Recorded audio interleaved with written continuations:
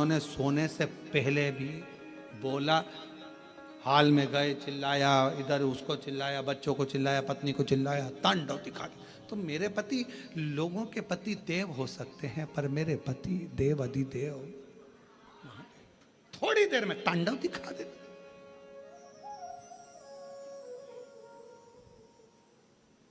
फिर पति पास में खड़ा था,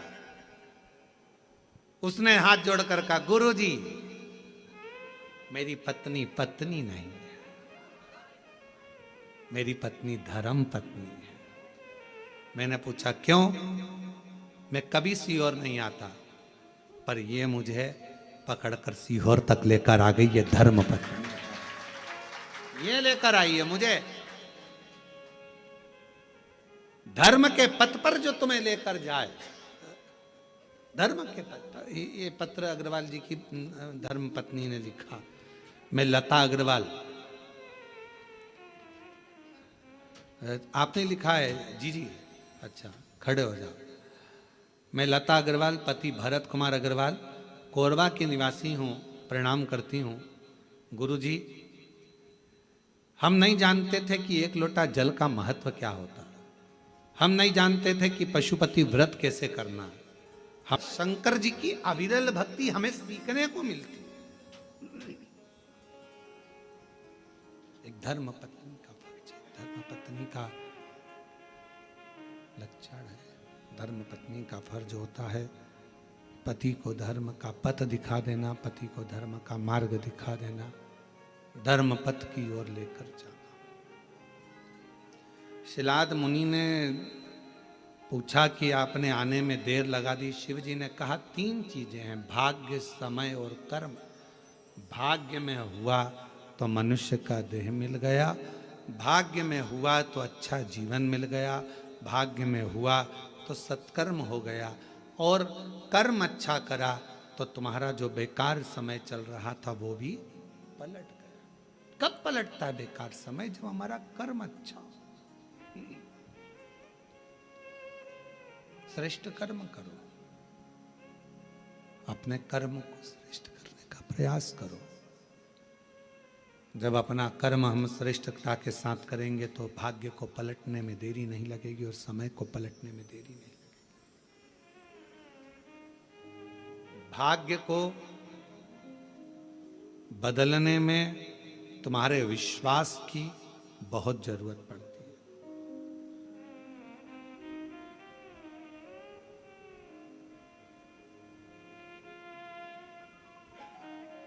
5 चीजें प्रारब्ध से प्राप्त होती है।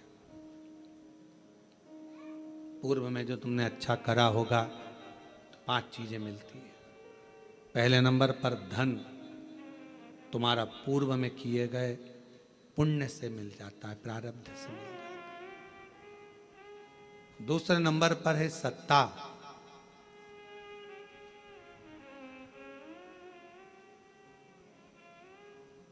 कोई सरकारी नौकरी मिली है, कोई अच्छी नौकरी मिली है, कोई अच्छी जगह पर आप अधिकारी बनकर कोई अच्छी जगह पर पद पर अगर आप बैठे हो, सत्ता में बैठे हो, तो ये पूर्व के प्रारब्ध से मिला है। तीसरे नंबर पर है सिंहासन। आप कोई उच्च पद पर बैठे हो, कोई ऊंची कुर्सी पर बैठे हो, सिंहासन पर बैठे हो, ये भी पूर्व के प्रारब्ध से, कोई अच्छे कर्म से हमको प्राप्त हुआ है। इसमें आपका नहीं। धन मिला पूर्व के फल अनुसार, सत्ता मिली पूर्व के फल अनुसार, सिंहासन मिला पूर्व के फल अनुसार। चौथी चीज कही मकान, दुकान और प्रॉपर्टी, जमीन, ये भी आपके प्रारब्ध से, पूर्व के कर्म के अनुसार मिलती है। कभी कभी किसी व्यक्ति का प्रारब्ध नहीं रहता, उसका पूर्व का कर्म नहीं रहता। पिताजी के पास में करोड़ों, 5 एकड़ जमीन वहां, 10 एकड़ जमीन वहां, 15 एकड़ जमीन वहां, 25 एकड़ जमीन वहां, बड़ा बड़ा बंगला, बड़ी बड़ी प्रॉपर्टी, और बच्चे का प्रारब्ध नहीं है, किस्मत नहीं है, तो वो बड़ा होते होते उसकी पूरी प्रॉपर्टी बर्बाद हो जाती है, मकान, दुकान, बंगला सब समाप्त हो जाता है। और ये आप अपने आसपास के मोहल्ले में, क्षेत्र में, कॉलोनी में, रिश्तेदारों में, नातेदारों में देख सकते हो। अगर प्रारब्ध में नहीं है तो वो बर्बाद हो जाएगा, मिलेगा ही नहीं। बाप ने भले जोड़ी हो, पिता ने भले जोड़ी हो, और अगर तुम्हारे प्रारब्ध में है, तुम्हारे किस्मत में है, तुम्हारे पूर्व के कर्म तुमने करा है, तो एक प्लाट नहीं, 2 प्लाट नहीं, मकान नहीं, दुकान नहीं, सब कुछ बढ़ता चले जाएगा। भरे तुम्हारे पास में धन है कि नहीं है, पर धीरे धीरे संपदा, प्रॉपर्टी, दुकान, मकान, ये सब बढ़ेगा। ये प्रारब्ध से।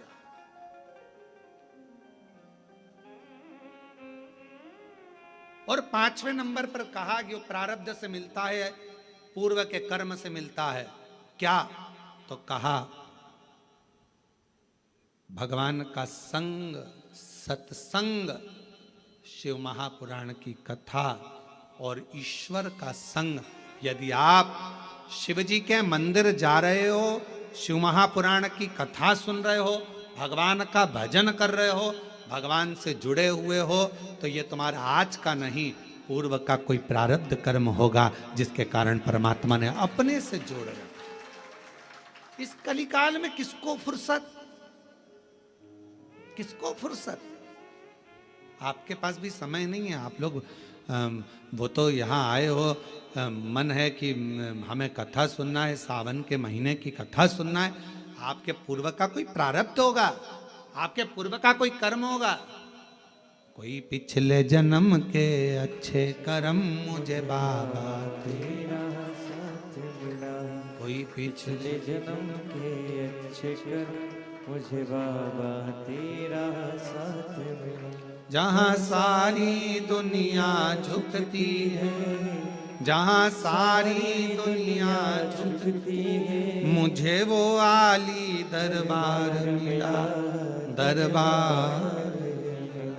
कोई पिछले जन्म के अच्छे कर्म मुझे बाबा तेरा साथ मिला। कोई पूर्व का कर्म होगा, अच्छा होगा, कोई पूर्व में कोई प्रारब्ध तुम्हारा अच्छा होगा, इसलिए भगवान के सत्संग से, कथा से, स्मरण से तुम जुड़े हुए।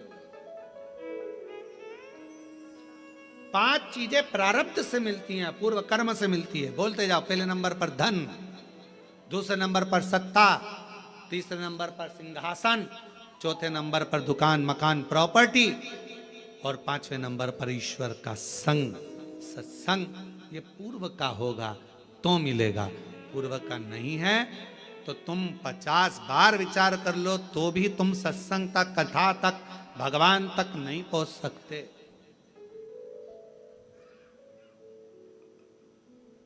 बहुत मुश्किल।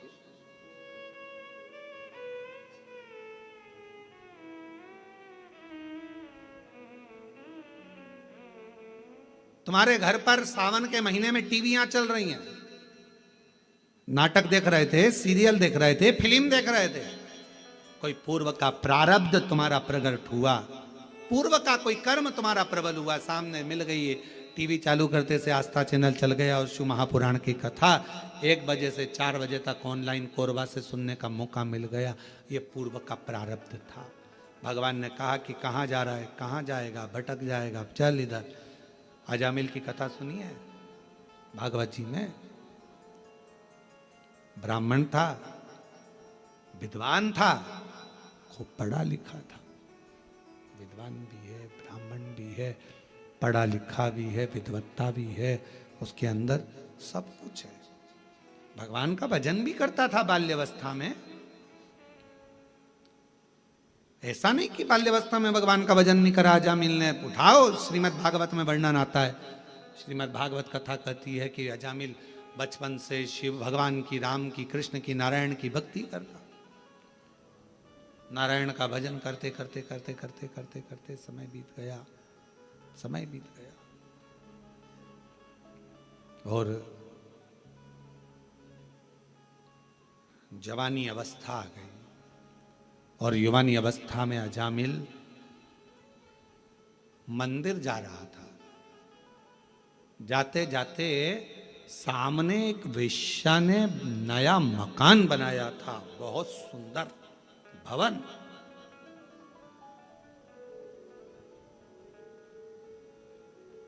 ध्यान गया।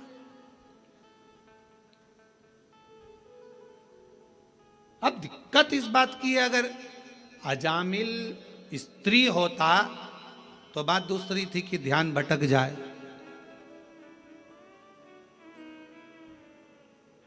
एक बहुत शातिर चोर था, बहुत शातिर। उसको पकड़ना बहुत कठिन था, बहुत कठिन।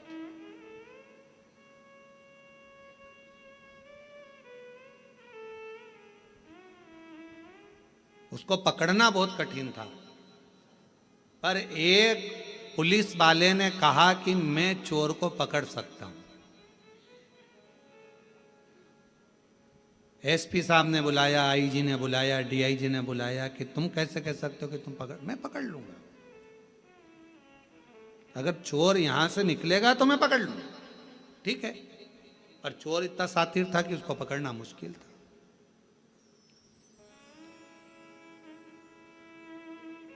अब वो चोर ने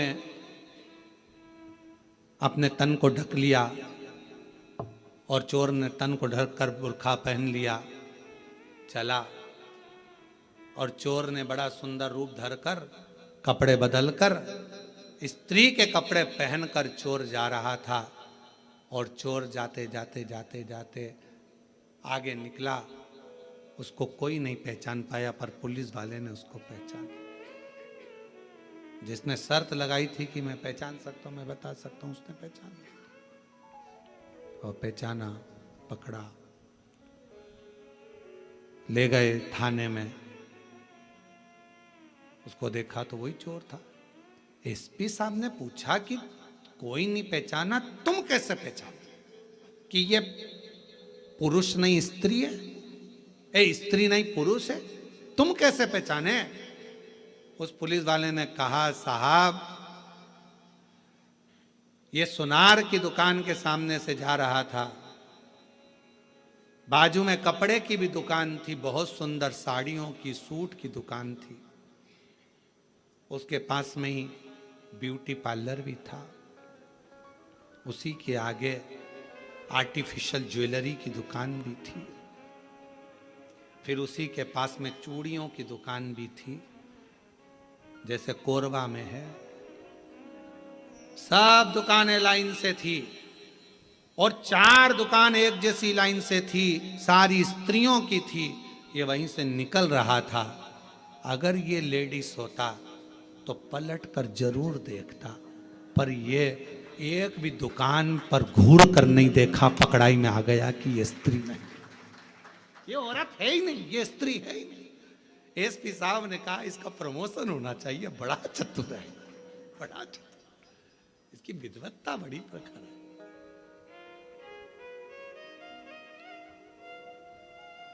अब अजामिल ब्राह्मण है, अच्छे कुल का है, अच्छी जगह का है, भगवत भजन करने वाला, स्मरण करने वाला, मंत्र जाप, नाम जाप करने वाला, भगवान नाम का कीर्तन करने वाला, भगवत स्मरण करने वाला, मंत्र जाप करने वाला। और वो अजामिल निकल कर जा रहा है और अजामिल का ध्यान चले गया एक वेश्या ने जो भवन बनाया उसकी ओर। बड़ा सुंदर भवन था। अब अजामिल की चित्तवृत्ति में मंदिर जाते जाते अजामिल ने विचार करा कि भवन इतना सुंदर अगर वेश्या ने बनाया है तो वो कितनी सुंदर होगी, उसको एक बार तो देखूंगा। अब रोज मंदिर जाता और रोज 5 मिनट खड़ा होके वेश्या को देखने के लिए ताकता रहता, पर वेश्या भी निकल कर बाहर नहीं आती। 4 दिन 5 दिन निकल गए। अब ये मंदिर लेट जाता, 9 बजे जाने वाला 10 बजे हो गया, 10 से 11 बजे हो गया, 11 से 12 बजे हो गया, 12 से 1 बजे हो गया। मकान ताकता रहता। बस जैसे अजामिल की कथा वैसी अपनी कथा। अपन भी 9 बजे जाते थे, 8 बजे, 7 बजे जाने वाले, 6 बजे मंदिर जाते, 7 बजे जाते। कभी कभी मकान को ताकने के चक्कर में झाड़ू लगाना, पोछा लगाना, मेहमान आ रहे, चाकरी आ रही, ये हो गया वो हो गया, 9 बजे जाओ, 9 बजे से 10 बजे। अब मेहमान घर में आ गए, काम इतना सारा पड़ा, 11 बजे मंदिर जाऊंगी, 11 बजे भी टाइम नहीं मिला तो 12 बजे जाऊँ। 12 भगवान भी समझ गए अजामिल का मकान और तेरा मकान बराबर हो गया। देखा, निकल कर लिया। और एक दिन अजामिल ने विचार कर लिया कि अब तो कुछ भी हो जाए, इसको देखे बिगर मंदिर नहीं जाऊंगा। भगवान मन में सोचे, इतनी जिद तू मुझे देखने की पकड़ लेता तो वो वेश्या का मकान जैसा 4 बंगला मैं तेरा बना देता, पर तूने मुझसे नैन नहीं मिलाए, दूसरे से मिलाने की चाह रखी है। दूसरे से तू मुझसे नैन नहीं मिलाए। प्यार करो तो ऐसा करो, उससे करो जो मोबाइल का बैलेंस तो डलवा दे।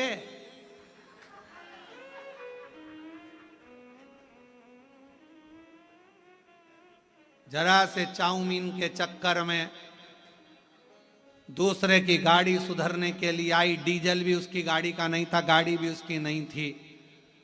और मेरे सनातन धर्म की बेटियां लव जिहाद का शिकार हो जाती हैं। जरा सा दे, अरे प्यार उससे करो जो बैलेंस तो डलवा दे। मालूम पड़े वो तुम्हें भी बर्बाद कर दे और तुम्हारे खानदान को भी बर्बाद कर दे। ऐसा लड़का नहीं चाहिए। ऐसा लव किस काम का जिसके तुम शिकार हो जाओ। क्या करना है ऐसा लव कर कर, प्यार कर कर।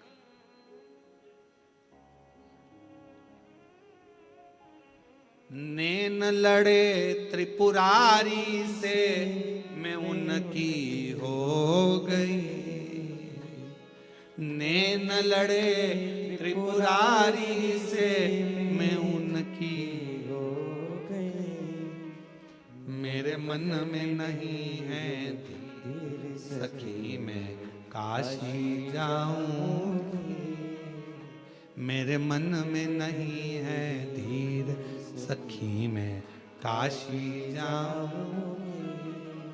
काशी जाऊंगी मैं, बनारस जाऊंगी। काशी जाऊंगी मैं, बनारस जाऊंगी। मेरे नैनन बरसे नीर सखीरी में काशी जाऊंगी। मेरे मन में नहीं है धीर सखीरी में काशी जाऊंगी। कितने कितने कोरवा के कई लोगों की आंख में आंसू होंगे। इतने साल के बाद योग लगा कोरवा में कथा का, और वो भी कथा हमको ऑनलाइन श्रवण मिल तो रही है ना कोरवा से। इतनी खुशी मनाओ, आंख में आंसू नहीं, प्रसन्नता होना चाहिए कि ऑनलाइन तो मिल रही है ना, प्रसन्नता।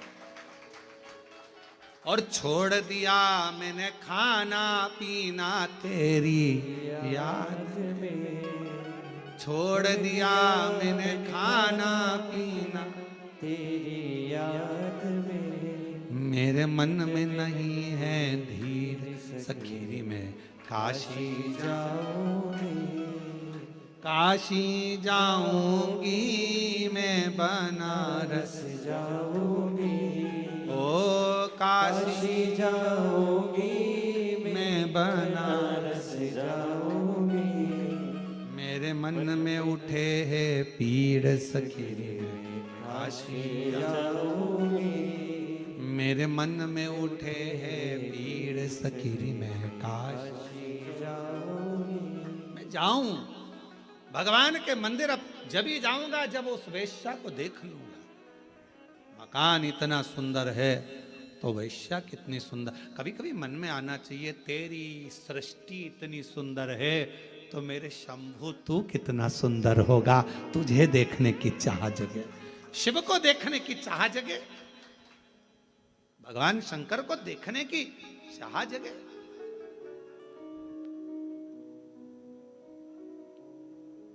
कई लोगों के मन में प्रश्न आता है, शर्मा जी, कई लोगों के मन में रहता है, आखिर ये बात क्या है कि इतनी भीड़ कथा में आ जाती है कि ट्रैफिक जाम हो जाता है, रोडें जाम हो जाती हैं। आखिर ये शिव पुराण में ऐसा क्या है महाराज? तो कई लोग तो देखने के लिए आते कि महाराज आखिर है क्या। अब उनको बताना पड़ता है महाराज के सिर पे सींग नहीं है, ना महाराज कथा करता है, कथा तो स्वयं देव अधिदेव महादेव करता है, और कथा सुनने वाले भी तुम नहीं हो, कथा सुनने वाला भी शिव है, और कथा करवाने वाले यजमान नहीं, स्वयं शंकर और पार्वती का रूप है। सामर्थ्यता किसी की नहीं, आप और हम कुछ भी नहीं। उसने जिद पकड़ ली, वेश्या को देखूंगा। 4 दिन हो गए वेश्या नहीं निकली, 5 दिन हो गए मंदिर छूट गया वेश्या के चक्कर में।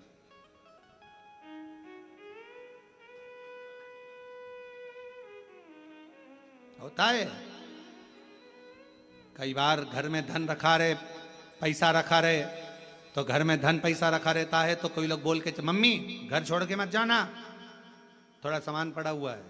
पापा घर छोड़कर, बेचारे पापा रोज मंदिर जाते थे, वो धन के चक्कर में जाऊंगा, वो लोग कह रहे क्यों मंदिर नहीं आ रहा, आऊंगा, थोड़ा बच्चे बाहर गए हैं घूमने फिरने के लिए, गोवा गए हैं। अच्छा तो मंदिर कब, जब वो आ जाएंगे, घर सूना छोड़कर कैसे आऊं थोड़ा सा। अब एक बार अगर देख लूं, 4 दिन निकल गए वेश्या नहीं दिखी, 5 दिन निकल गए वेश्या नहीं दिखी, 6 दिन निकल गए, 10 दिन निकल गए वेश्या बाहर नहीं निकली, 15 दिन निकल गए वेश्या नहीं निकली, मंदिर ही नहीं जाता। 1 महीने के बाद वेश्या अपने कक्ष से छत के ऊपर आई। इस अजामिल ने उस वेश्या को देखा और मन में सोचा कितनी सुंदर है, इसको तो मैं अपनी अर्धांगिनी बनाऊंगा, पत्नी। वेश्या का संग कर लिया। अब मंदिर नहीं जाता, अब तो वेश्या हमेशा फूल लेके मंदिर जाता, तब फूल लेके वेश्या।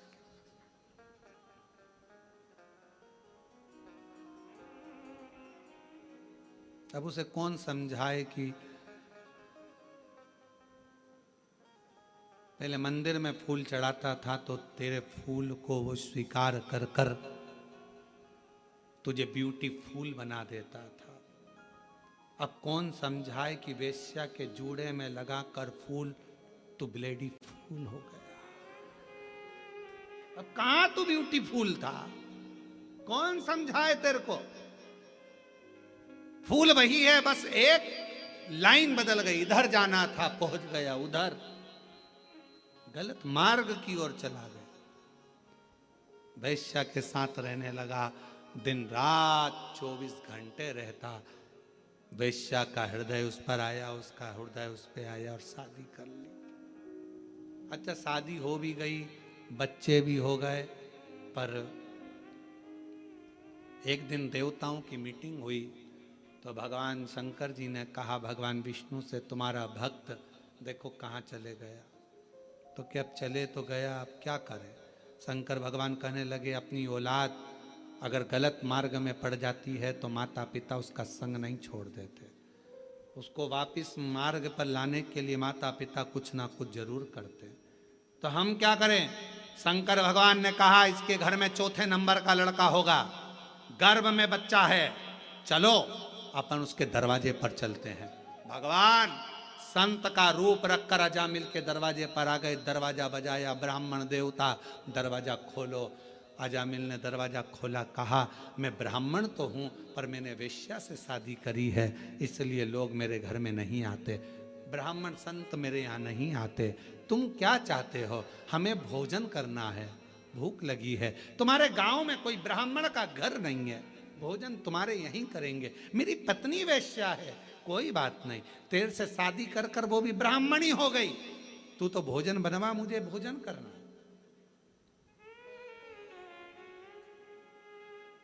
अजामिल कहने लगे, भोजन तो करा दूंगा, मना नहीं है, पर दक्षिणा नहीं दूंगा 1 रुपया भी। शंकर भगवान मुस्कुराकर भगवान विष्णु की ओर देखकर बोले, दक्षिणा की चाह तो हमको है ही नहीं, और दक्षिणा रखने के लिए हमारे पास जेब भी नहीं है, हम तो कर्पूर गौरम कर्णावतारम संसार सारम, हमें नहीं चाहिए। फिर सोच लो, दक्षिणा नहीं दूंगा, हाँ मत देना, चल भोजन करा। अजामिल ने अंदर पत्नी को आवाज लगाई, भोजन बनाओ, ब्राह्मण संत आए भोजन करेंगे। संत भोजन करे, जैसे ही भोजन कर लिया, भोजन करते से उठ के पेट पे हाथ फेर के शंकर भगवान बोले, अब दक्षिणा दो। इतने में अजामिल बोले, मैंने पहले ही किया था, मैं दक्षिणा नहीं दूंगा। शंकर भगवान मन में संत के वेश में बोले भैया दक्षिणा बिना तो भोजन लगेगा नहीं, भोजन हम बिना दक्षिणा के तो जाएंगे ही नहीं। क्या दक्षिणा चाहिए? शंकर भगवान मुस्कुरा कर बोले तेरी पत्नी के गर्भ में बच्चा है, दक्षिणा में बस हमें इतना सा चाहिए कि बच्चा जन्म लेना, इसका तू नाम जो रखेगा नाम नारायण रख देना, और कुछ भी दक्षिणा में नहीं चाहिए, केवल नाम नारायण रख दे और कुछ नहीं चाहिए। अजामिल हंसकर बोला इतनी सी दक्षिणा ठीक है, नाम रखता कुछ भी रखता, नारायण रख दूंगा, नारायण नाम रख दिया। देखो भगवान को बदलना होता है तो कैसे बदलता है, नारायण नाम रख दिया, नारायण बड़े हो गए, समय आ गया बड़े, और जब नारायण बड़े हो गए, समय आया, अजामिल बूढ़ा हो गया, यम के दूत दिखने लगे,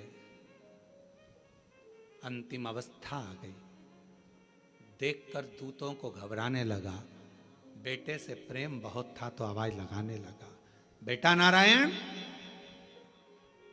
बेटा नारायण, बेटा नारायण जल्दी आ। नारायण नारायण नारायण नारायण पुकारने लगा, जैसे ही पुकारा बेटा नारायण तो नहीं आया, पर वो विष्णु भगवान नारायण जरूर आ गए और उसका उद्धार कर कर चले, उद्धार कर कर। भगवान अगर कृपा करता है तो कैसे? हमारे पूर्व का प्रारब्ध, हमारे पूर्व का कर्म हमको परमात्मा के करीब में लेकर जाता है। याद रखना, ईश्वर का संग मिल रहा है, कथा मिल रही है, मंदिर जा रहे हो, मंदिर में एक लोटा जल चढ़ा रहे हो, समझ लेना हमारे पूर्व का कर्म अच्छा था, भगवान के करीब में पहुंच गए। धन, सत्ता, सिंहासन, मकान, दुकान, प्रॉपर्टी, प्लाट, सब कुछ, ये सारा और भी ईश्वर का संग और सत्संग, ये पूर्व के प्रारब्ध से ही मिलता, पूर्व के प्रारब्ध। और कोई पिछले जन्म के अच्छे कर्म मुझे बाबा तेरा साथ मिला, कोई पिछले जन्म के अच्छे कर्म मुझे बाबा तेरा साथ। तो शिलाद मुनि ने कहा आने में इतनी देरी लगा दी। भगवान शिव कहने लगे समय, भाग्य और कर्म, ये तीनों की श्रेष्ठता होती है तब शिव आते हैं। शंकर भगवान ने शिलाद मुनि को पुत्र होने का वर दे दिया, बेटा होने का वर दिया, और कहा बेटा भी होगा तो मेरी सेवा करेगा, मेरे लिए जन्म लेगा, मेरा ही अंश होगा। शिलाद मुनि के यहाँ जो पुत्र ने जन्म लिया उसी का नाम नंदीश्वर हुआ, वही नंदी। श्रावण मास की यह पवित्र शिव महापुराण की कथा कर रही है। हमारे पूर्व का प्रारब्ध हमें भगवान के करीब में लेकर आता है। जैसे शिव महापुराण की कथा में देवराज नाम के ब्राह्मण का चरित्र आता है। देवराज नाम का ब्राह्मण चोरी करता, धन एकत्रित करता, और चोरी का धन लेकर आखिरी में जब अंतिम समय आया तो वो चोरी का धन लेकर शिवालय तक पहुंच गया। क्यों? क्योंकि देवराज नाम के ब्राह्मण की जो माँ थी, देवराज नाम के ब्राह्मण की जो माता थी वो शिव की उपासक थी, शिव की उपासक थी, शंकर की आराधना करती, शिव जी का प्रसाद लाती, प्रसाद लाकर देवराज को देती। प्रसाद की मूलता शंकर भगवान पर चढ़े हुए जल की मूलता, शंकर भगवान पे चढ़ी बेलपत्र की मूलता, शंकर भगवान को लगाए गए भोग प्रसाद की मूलता बहुत होती है महाराज। हमने कई बार देखा है कथाओं में, जब किसी का पत्र पढ़ते हैं और वो बेलपत्र लेकर जाता है ना, तो कई माताएं भाई उसका हाथ में जो बेलपत्र रहता है उसका भी प्रणाम करती हैं कि ये शंकर का प्रसाद जा रहा है। लोग उसको देखने के लिए तरसते हैं, दर्शन के लिए, प्रसाद जा रहा है, उसका भी स्पर्श कर लेते हैं, उसका भी स्पर्श।